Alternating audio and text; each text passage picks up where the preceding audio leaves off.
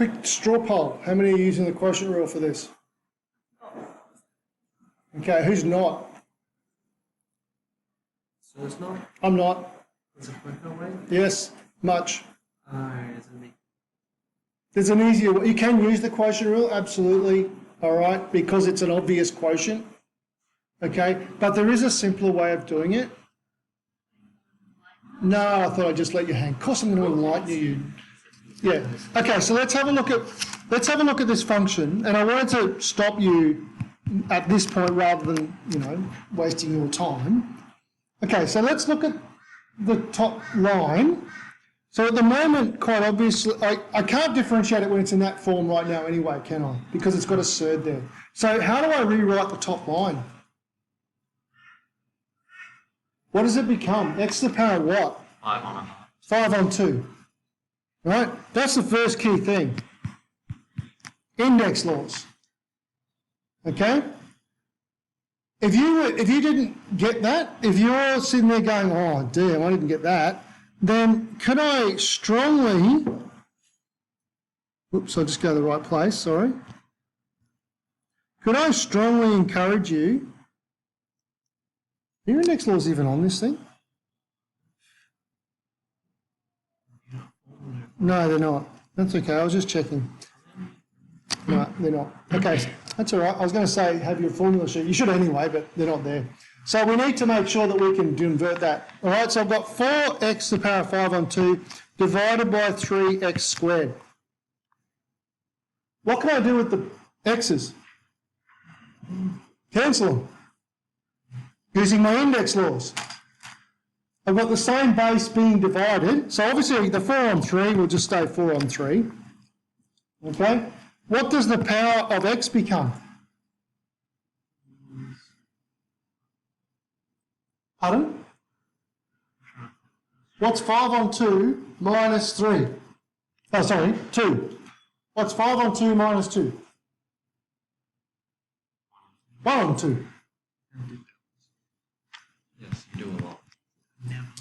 5 on 2 is 2.5. 2.5 minus 2 is a half. So now I've got it in a... Oh, hang on.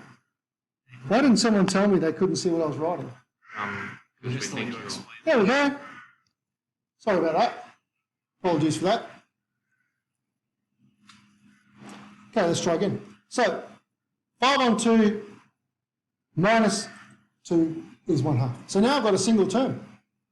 So now I can find the derivative. So what's the derivative going to be?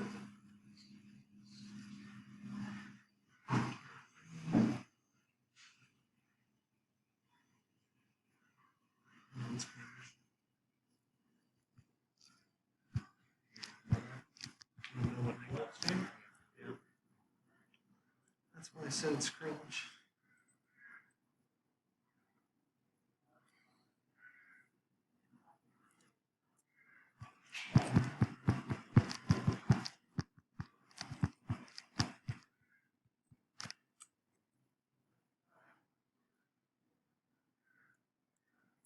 A lot easier than using the quotient rule.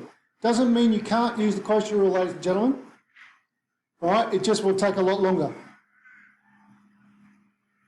And it wouldn't be pretty. But it's still possible. So now I've found the derivative. Are we okay with those derivatives? If you're not, you need to say so.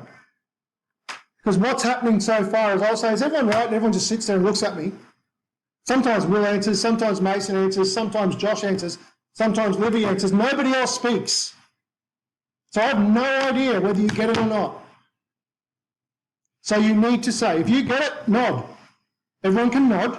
If you can't get it, then you shake your head. If you don't want to speak, at least give me some acknowledgement whether you got it or didn't get it. Okay? Please. Please. I can't work in a silo. All right. So, yes or no? Yep. Yep. No. Yep. Still too quick. Yep. Okay. Cool. All right. There's one who's still working on it. That's fine. Oh yes, of course it will be. Yes. Thank you. Yes. Thank you. No, it will be negative. Yep. It should be negative 1/3, my apologies, yes. 2/3 times a half is negative a half is times negative 1/3. All right, so now we've got to sub in our 9. Now remember, we're trying to do this without a calculator. All right, now you can use a calculator, but for the moment we're just going to assume it's a tech-free question, okay? So if I put in my 9, I'm going to have negative 1/3 x, well not x, sorry, 9 to the minus 3 on 2. Now, doing that without a calculator, you go yuck. Right, do we agree? Yuck? Yeah? Yuck. Right, so let's put it in a form that is a little more pleasant. So I can't do much with the 1 negative 1/3, so let's leave that as alone. What does the fraction in the 3 on 2 equal? What's this over 2 mean? Root. Square root, right? Because remember up here, square root x to the power of 5 is 5 on 2. So negative 3 on 2 is the square root of 9. So it's going to be the square root of 9 raised to the power of minus 3. Now, that becomes easier to do because we all know what the square root of 9 is. Right? It's 3. Do we agree? Yep. Root of 9 is 3. So we've got minus 1/3 times 3 to the power of minus 3. Okay? Now what? What's the minus 3 as a power mean? It's cubed, but what's the negative mean? What's the negative in a power mean? It goes to the denominator. 1 over.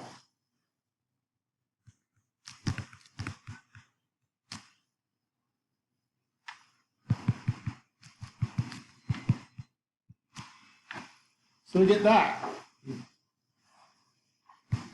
Which is negative 1 over... Now, if you wrote negative 1 over 3 to the power of 4 because you didn't know what 3 to the power of 4 was, or 3 cubed times 3 was, that's perfectly okay. But if you worked out that 3 to the power of 4 is 81, 3 times 3 times 3 times 3, that's fine too. I would accept either answer because both are correct. Okay, how do I get 3 to the power of 4? Because I'm multiplying the bases, the 3's, so add the powers. 1 plus 3 is 4. And so I get negative 181. Now that's a long and involved way to get to that answer. If you had your calculator, you'd do it like that, and that's fine, you should, right? But in a tech-free environment, right? Now, if I gave you that question, to be honest, that would be in a tech-active problem. I would give you that in a tech-active. I wouldn't be, in your exam at this point in time, I would not ask you to do that tech-free. Because, the reason I'm saying that is because I'm not testing your index laws. Right? This is index laws. I would be testing to know whether you could find the derivative. Okay? Now, if I did give you that in tech-free, how would you do it? So grab your calculators out. Tech-free, grab Sorry, active, sorry. Can you just square the index of the derivative function? What do you mean? No. You have to do d squared. You have to square, you have to differentiate it. Yeah, no, you can't, there's no, you definitely not. Option, calc. Now, if you go into your run menu and you go option and then, so option is, and then F4 I think is calc, I went too fast. Yep, option F4. Can you see the third one along? You probably see it better on your own calculator, is the d squared dx squared. You can also just press math. Yeah, that's fine too. Yep. All right, so there's lots of ways to get to it. So you can type your function in, right, with x's, and then you'll notice down the bottom it says with the line x equals. I can't make it bigger, unfortunately, Cindy, but are you? So where are you at the moment? Got it? Yep. Okay. So knowing how to do this on your calculator is very important because this could be like on your external, this could be a multiple choice question. This would be an example of a multiple choice question where the expectation is just whack in your calculator and get an answer. All right? Some multiple choice questions you have to do a little bit of work first, but in this one you don't need to. right? So if I was to do this one, and I've forgotten what the question was, so I better just put that back so I can see it. All right, so first of all, I've got a fraction, so I've got 4 root x. It doesn't matter where you put the power under the root. You can put the power under the root like it is there, or you can put it outside the root. Doesn't make any difference. Over 3x squared. So you put your function in its entirety. You scroll out till you get to the x. Whoops. Get to the little x equals button. In this case, it's 9. Execute, and we get negative 181 as our solution. Okay, so I'm just going to copy that so it's on our notes page. Capture screen. Oh, hang on. I want copy. Let's put that here. Okay, just so we've got it for future reference. We okay with that? So that's how you do it in Tech Active. Okay, so if you're not sure with those index laws, okay, just know that the expectation is at this point in time that you are familiar with them. If you want me to give you a copy of what the index laws are, they're on my Year 10 formula sheet. So if you want a copy of the Year 10 formula sheet, I'm happy to lend you that. You can have a look at it. They're on there. Here. Okay, but the expectation is that you should know them. All right. Okay, let's try a different example. Let's try this one.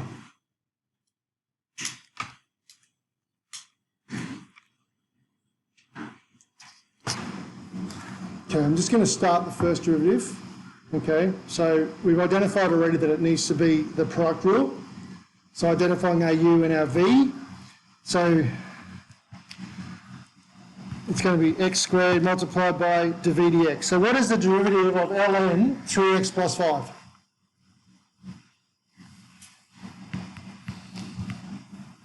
Isn't it 3 on 3x plus 5? So this is Will's proposal. Do we agree with him? Do we disagree with him? Do we go, how the hell did you get that, Will? One of those 3 responses. Agree, agree, agree, agree, not sure, but I'll come over. Yeah, that is correct. All right, so let's go with that. Okay, so we're going to have 3 over 3x plus 5 is our derivative of that. Plus v, which is ln 3x plus 5, multiplied by 2x.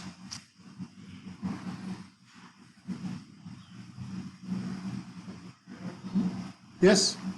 Yep, okay. So, what do I do now? Simplify. How? Multiply what? Yeah, doesn't really give you much. Yep.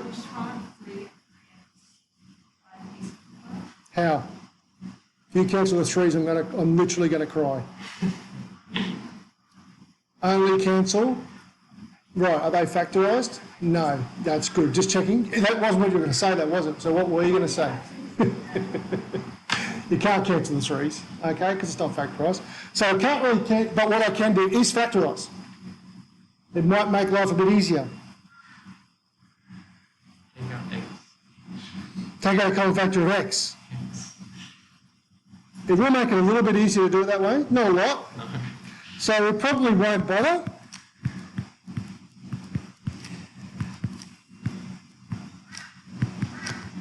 Question. Yes, Have you done the second derivative yet? I'm about to. In case you didn't already. No. So you can factorise it, but I probably wouldn't bother in this case. Okay? So now we have to differentiate again. All right?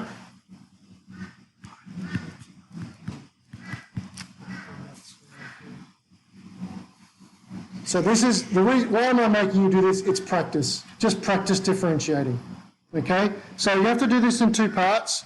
So you'll be differentiating that bit first using the what rule? Quotient rule. Good. And then you will differentiate this bit, this bit second, using what rule? product. Okay? Yes, it's not very pleasant, but I need you to practice derivatives. Incarceration. So I'll give you a little bit of a moment to have a go at that. Studying more. So just quickly, I'm not too concerned about this at the moment in time, whether you, how far you can simplify it. Okay? Let's just look at the two different derivatives. So this is the quotient rule here. I'll try and make it a bit bigger, sorry. There we go. Okay, I'll just scroll down so you can see that. Okay, so just looking at the blue circle. Okay, so this is quotient rule. So top line is u, bottom line is v. Okay, the quotient rule says v times du dx, so 3x squared is 6x, minus the derivative of v, which is 3, times u, right, which is 3x squared. Okay, all over v squared. Okay, so v times u dx minus u times v dx over v squared. That's the quotient rule there. Okay, now that can be simplified out. I didn't do much in this line, I probably should have. You can expand out, you've got 18x squared plus 30x minus 9x squared, which will cancel, over 3x plus 5 all squared. So we got that. So that is that part there. Okay? We come across to here. This is very similar to the question you just did. All right, the part that you just did. So we've got u is 2x, v is this. So we've got u times the derivative of v plus v times the derivative of u. Now, not much you can do over here. So once you got to that point, if you were able to do that and tidy this side up a little bit, I'm pretty happy. Okay, what I've done, just for those who want to, is I've simplified it as far as I could.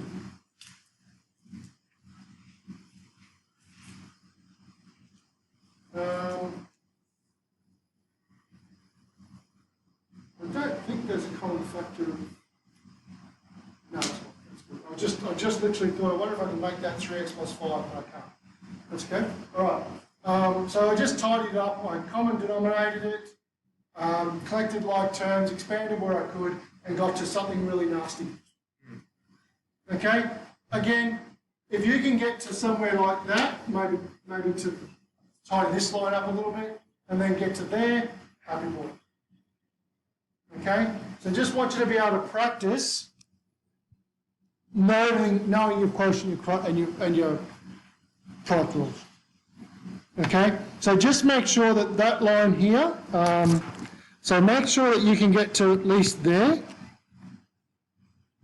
Okay, and we can tidy this up as I said. So that's 18 minus 9, so that's going to be 9x squared plus 30x over that. So if I tidied that up, it would look like that.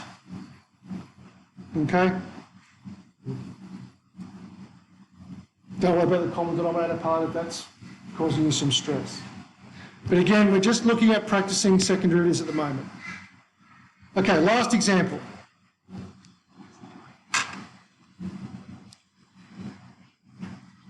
Okay.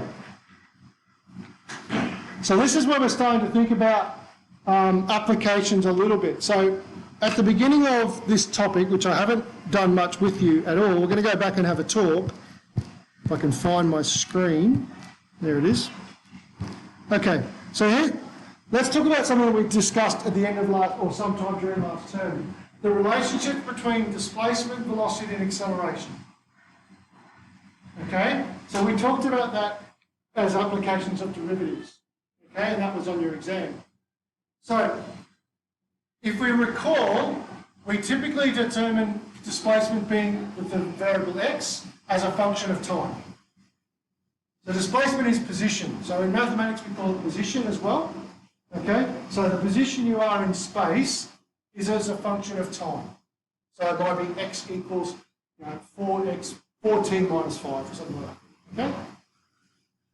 If I know what my displacement or my position is, if I want to find the velocity, well, the definition of velocity is the rate of change of displacement or rate of change of position. Right? Rate of change, derivative. So if I know my position, if I want to find the velocity, I find the derivative. Nothing new there. Okay? Similarly, the definition of acceleration is the rate of change of velocity. Rate of change means find the derivative. So I take the derivative of velocity, I get acceleration. But I can also take the derivative of position a second time. Right? So acceleration is the second derivative of position. Okay? So, what? So let's have a look at this example. So a particle moves in a straight line such that its position x relative to a point O at time t is given by that formula. So the formula is x equals 5 plus sine 2 pi t. 0 less than t less than t. So it's only talking about the first 2 seconds of motion. And the question says, and notice up here, by the way, try and solve this tech-free, except for basic calculations. So if you need to use it for multiplication or addition or subtraction, that's fine. But try and solve this sucker as a tech-free problem. So how would I find when the particle has 0 velocity? Right. So first job is to find the derivative. Okay, so your first task, find the derivative.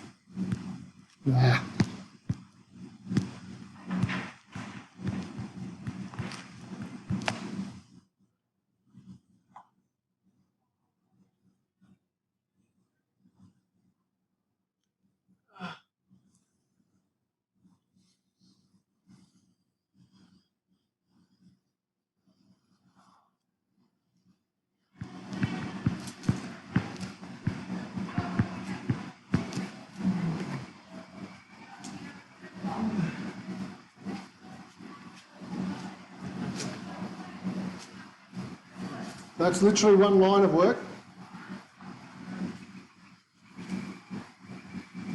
So that's using the chain rule. The derivative of 5 is 0, so it drops out. So the derivative of sine is cos. And we find the derivative of the argument, so the derivative of 2 pi t is 2 pi.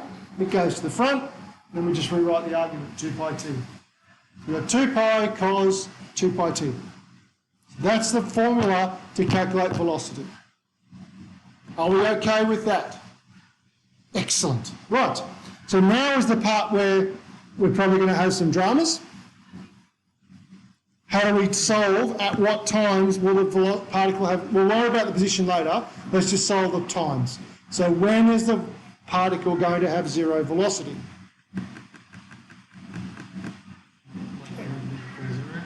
When the derivative equals 0. Yep, okay. So let dx to t equals 0. So therefore we have 0 equals 2 pi, 2 pi cos 2 pi t. Okay, lots of ways you could solve this. But again, we're not using our calculator. Okay, so if you had your calculator, it's a piece of cake. So let's talk about how we might solve it without it.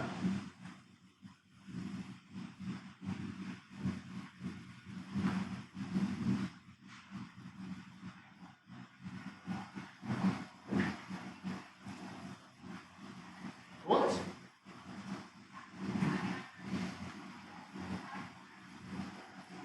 When is this going to equal 0?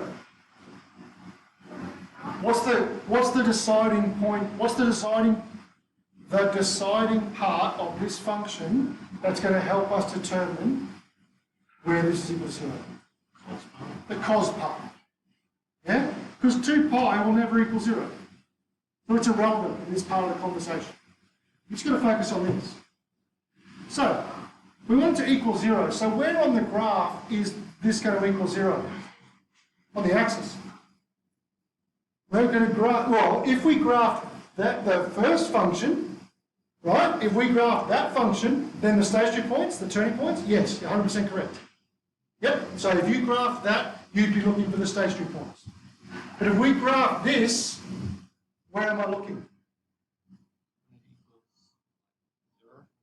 Yeah, where the graph equals 0. Where's that on the graph?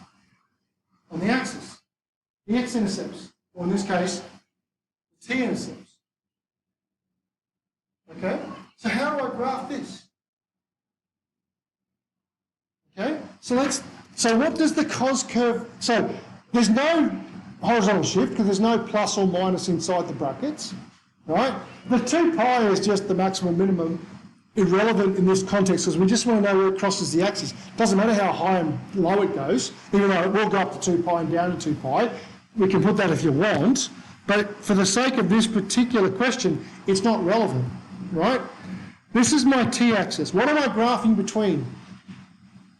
0 and 2. So I know I'm at least going to start at 0. I won't worry about the 2 for the moment, but I know at least I'm starting at 0, yeah? Okay, so what does my cos curve look like? Yeah, so it starts at a maximum, goes down, comes back up and goes to that. Do you agree with that? Yep, okay. On this particular graph, where's that? What's the value of t here for this graph? How do I work that out? Divided by Yeah, it's the period, right? What's the formula? Yep, you're right. What's the formula to calculate period in trig graph? 2 pi on b. Right? This is right. This is all the way back to unit 2.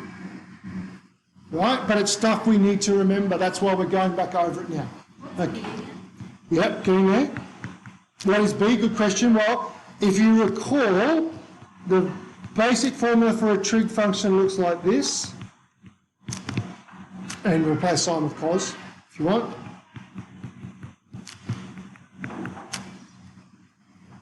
So b is the coefficient of x. Okay? So, well, in this case, the coefficient of t. All right? So in our particular equation that we're currently doing, what's b? 2 pi. Yep? So b is 2 pi. So therefore, 2 pi divided by 2 pi is, that's the easiest problem you're going to be asked all day, 1. So what's the value here? 1. Right? So my graph, I've graphed it to 1, which is not very useful because how far do I want to go? To 2. Okay? So therefore, I just got to make my graph a bit longer and just do that again and get to 2. Is that okay? Does that make sense? So now we're looking for that point, that point, that point, and that point. Now, I haven't drawn this graph very accurately, but hopefully you guys have a bit of a memory about what these curves are about. So if this point here is 1, what's halfway? A half. Are we okay with that? So what's this point got to be, even though it doesn't look like it on my dodgy graph? If this is a half, what's this point got to be if I draw it accurately? Quarter. It's a half of a half, right? They're symmetrical. Does this bring back any bells at all? That point's a quarter. So what's this point here? 3/4. So my first two values for t are 1/4 and 3/4. So t equals 1/4 or t equals 3/4. Or what's this point here going to be? 1 1/4 or 5/4. I'm happy to go either way.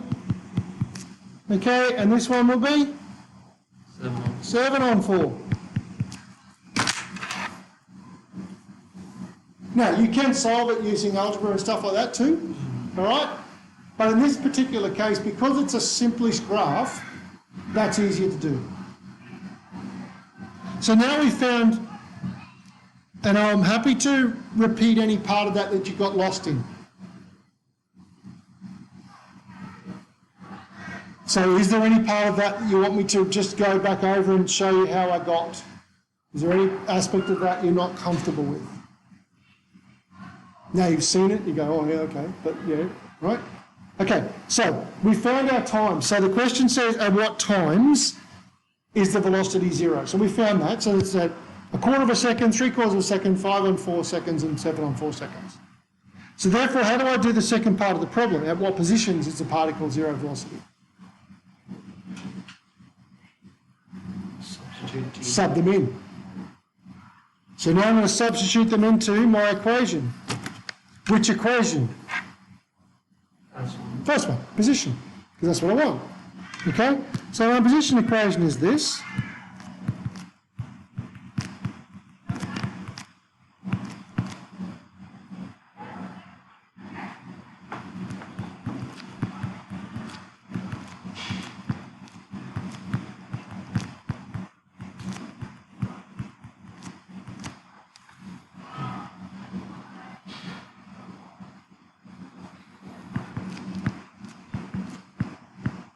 So 2 pi times a quarter is pi on 2. So remembering this is tech free. So in your head, can you remember how to do the sine of pi on 2? I can't. I never remember what it is. Right? I could do the triangle ones because I can mentally draw a triangle and work it out, right? But sine of pi on 2, I don't remember what sine of pi on 2 is without thinking about it for a bit. So what do I think about? How do I work it out? Well, I draw the graph. What does the sine graph look like? It looks like that. Right? I know it's really small, sorry about that. So that's the sine curve, right? What point is this on a typical sine curve? 2 pi. So it means this is 1 pi. So it means this is pi on 2. So what's the sine of pi on 2? What's the maximum value on a typical sine curve? 1. So the sine of pi on 2 is 1. So that's going to equal 6. Because the sine of pi on 2 is 1, 5 plus 1 is 6. Right? I don't expect you to remember the sine of pi on 2, the sine of pi. I do expect you to be able to draw the graph and work it out.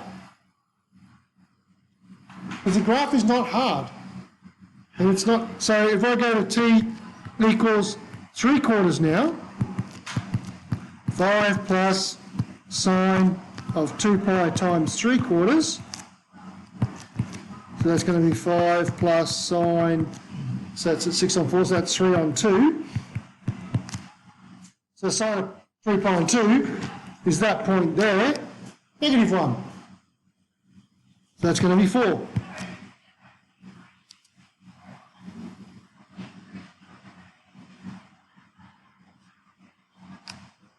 And what do you think the answer is going to be 5 pi on 4 and 7 pi on 4 going to be? You had to guess. 6 and 4. Because it oscillates. So it's going to be 6 and 4 for the first two. It's going to be 6 and 4 for the other two as well. Okay? So the positions are going to be, what is it? 6 metres away, 4 metres away. 6 metres away, 4 metres away. Because it's oscillating 5 metres away to start with. It's going 6, 4, 6, 4, 6, 4. Okay?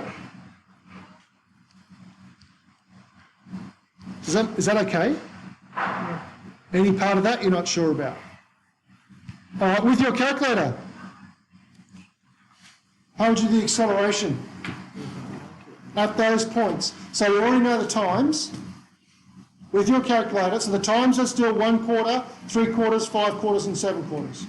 Right, so you already know those times. What would be the acceleration at those points? How would you do that with your calculator?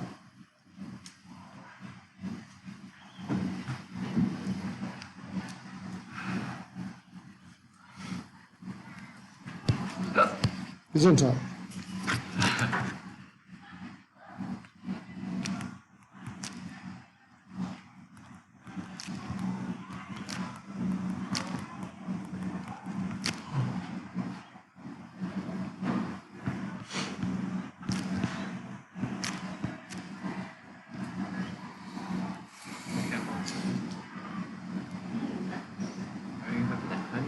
Ooh.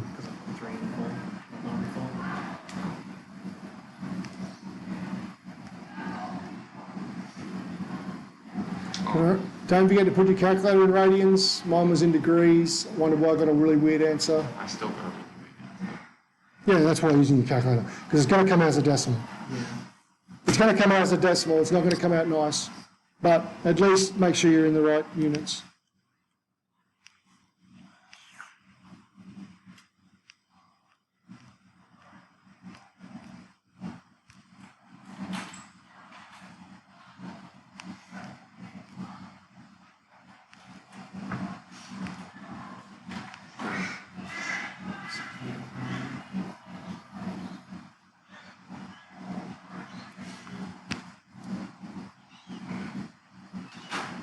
Can't tell if I've got the decimal place there or not. You just have 0.25. Yeah, that's what I thought. I wonder why I got that as an answer. That's better. Yeah, that's better. What happens if you do put in 0.25? You get 0, What's that? because it's 25. So 2 pi times 25 is 50 pi. So 50 pi is even, which means it's,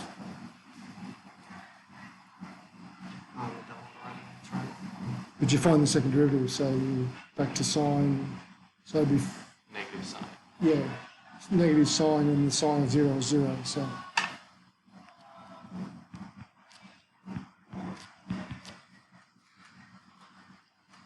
Negative 39.5. Did you get negative 39.5 rounded off for the first one? Yeah, so I don't need you to go through all of them, you're just basically doing the same thing for the other values of t. It's more about, do you remember how to do that, as in find the second derivative using your calculator? And also, also to realise that you have to find the second derivative to find acceleration. Okay, you could have found the first derivative of your velocity formula too and got the same result.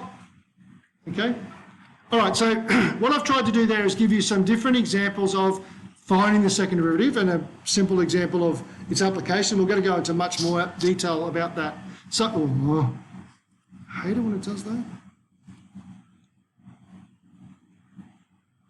Come on. Okay, no. Okay. So I've set up some questions for you to have a go at in your Jack text.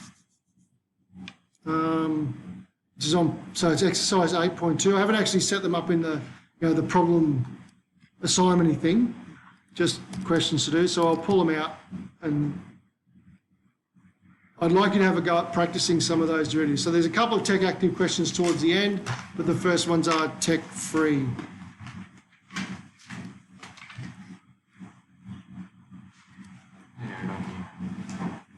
I've got all this Russell.